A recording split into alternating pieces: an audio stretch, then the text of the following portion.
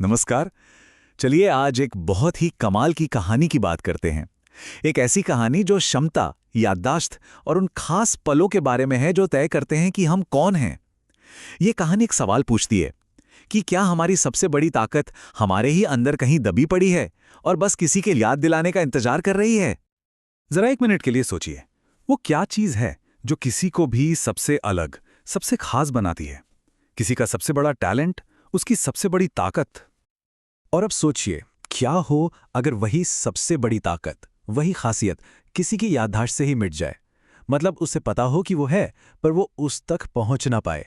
बस यही यही आज के हमारे विश्लेषण का सबसे जरूरी हिस्सा है। ठीक है, तो चलिए इस कहानी में थोड़ा और गहरा उतरते हैं।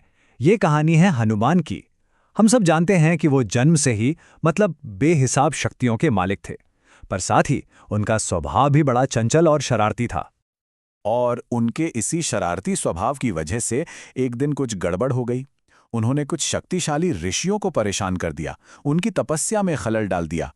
और बस गुस्से में आकर उन ऋषियों ने हनुमान को एक श्राप दे डाला। और ये कोई छोटा मोटा श्राप नहीं था, ये उनकी पूरी जिंदगी बदलने वाला था। लेकिन देखिए, ये कोई आम शराप नहीं था, बल्कि एक तरह से ये एक वरदान था। अजीब है ना? इसका असली मकसद उनकी शक्तियों को खत्म करना नहीं था, बल्कि उन्हें संभाल कर रखना था, किसी बड़े काम के लिए, किसी सही वक्त के लिए। और यही बात तो सबसे कमाल की है। मतलब उनकी शक्ति उनसे छीनी नहीं गई थी, बस उसे एक ताले में बंद कर दिया गया था। और चाबी चाबी किसी और के पास थी। सोचिए, खुद की शक्ति और उसे याद करने के लिए भी किसी और की जरूरत पड़े। और फिर सालों गुजर गए, एक बहुत लंबा समय बीता। हनुमान एक बिल्कुल सादा जीवन जी रहे थे, अपनी उन जबरदस्त शक्तियों से पूरी तरह अनजान। वो विनम्र थे, सेवा करते थे, पर उन्हें जरा भी अंदाजा नहीं था कि उनके अंदर क्या छुपा है। एक ऐसी ताकत जो पूरे ब्रह्मांड को हिला सकती थी। लेकिन फिर एक दिन आया, एक ऐसा दिन जब सब कुछ बदल गया।